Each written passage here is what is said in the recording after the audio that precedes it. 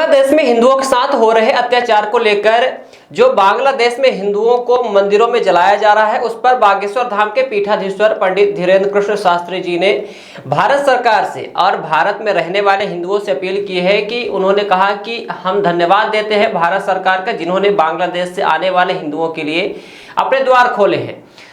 उन्होंने कहा कि हम निवेदन करते हैं कि जो भी हिंदू वहां अभी फंसे हुए हैं उनको भारत लाने की भारत सरकार द्वारा पहल की जानी चाहिए। और हम भारत में रहने वाले हिंदुओं से कहते हैं कि सभी लोग एकता से रहें। जो स्थिति बांग्लादेश में हो रही है वह यदि कल के दिन भारत में होगी तो भारत के हिंदू कहां जाएंगे, अटलांटिका या फिर हिमालय।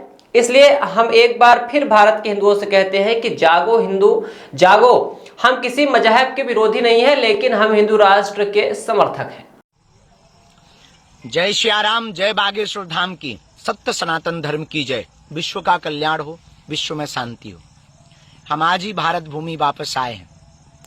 लगातार सोशल मीडिया और टीवी पर देखती हुई जो खबरें और हिंदुओं के मंदिरों में जो बांग्लादेश में लगातार आक्रमण हो रहे हैं, आग लगाई जा रही है, मन बहुत दुखित है हमारा, मन बहुत अप्रसन्न है हमारा।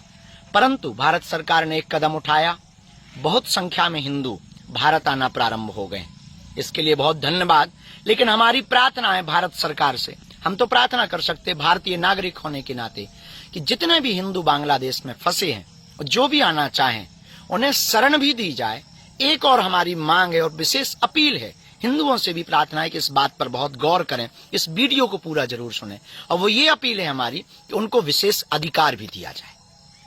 चलो, बांग्लादेश के हिंदुओं की व्यवस्था तो हो जाएगी। हनुमान जी से हम प्रार्थना करेंगे, अर्जी भी लगाएंगे, सब कुछ करेंगे। अपनी निवेदन सामर्थ्यता जितनी है हम उतनी करेंगे। भारत सरकार उसके लिए दोनों हाथ खोल रही है, उसके लिए उनको धन्यवाद। पर प्रश्न ये उठता है कि बांग्लादेश के हिंदू तो भारत में आकर के शरण ले लेंगे, पर कल यही मुद्दा, यही स्थिति परिस्थिति भारत में उठेगी तो भारत का हिंदू कहां जाएगा? हिंद महासागर या अटलांटिका या फिर हिमालय जाएगा? लोग हमसे कहते थे कि आप हिंदू मुसलमान करते, और सच ये है कि हम हिंदू मुसलमान नहीं करते। हमने समय से पहले भारत के हिंदुओं को जगाने की कोशिश की तो आपने हमारा विरोध किया। पर आज तुम्हारी आंखों के सामने, आज तुम्हारी मीडिया ही, आज आपकी ही वह सोशल मीडिया के मोबाइल पर वो वीडियो आ रहे हैं जिसमें चिघाड़ रहे हैं हिंदू, और एक विशेष संप्रदाय के मंदिरों पर, वहां के इस्कॉन मंदिर पर इसलिए जलाया गया क्योंकि वो हिंदुत्व का और सनातन का प्रचार करते। हम किसी भी मजहब के खिलाफ नहीं। भारत में सबको रहने का अधिकार है, संविधान ने सबको अधिकार दिया और भारत में होना भी चाहिए।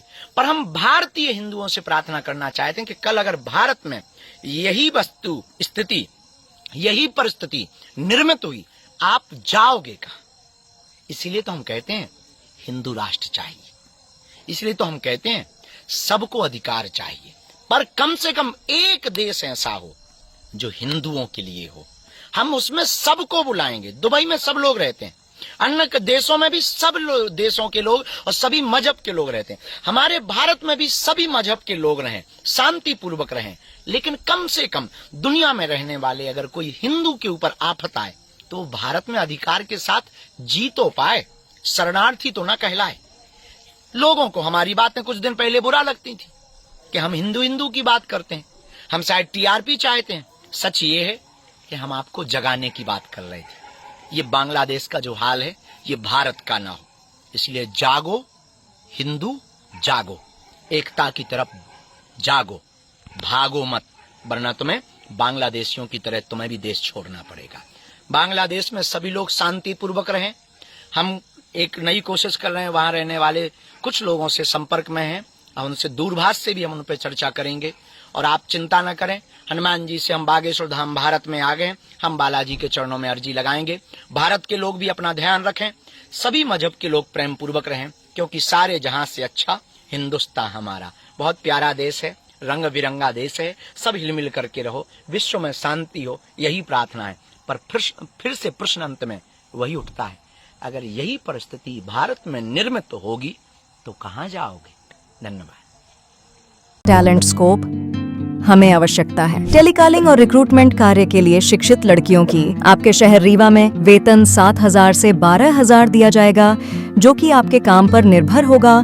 कार्यालय का समय सुबह 10 बजे से शाम 6 बजे तक। किसी अनुभव की आवश्यकता नहीं है और 12वीं पास भी आवेदन कर सकते हैं। प्लेसमेंट या ज्वाइनिंग के लिए किसी भी प्रकार के शुल्क की आवश्यकता नहीं। इंटरव्यू के लिए संपर्क करें। हमारा पता है talent scope, 3rd floor, lotus tower, Vishnu Vilas hotel के बगल में, खुटेही रीवा। हमारा नंबर है 079 99 036 20 096 91 46 80 08।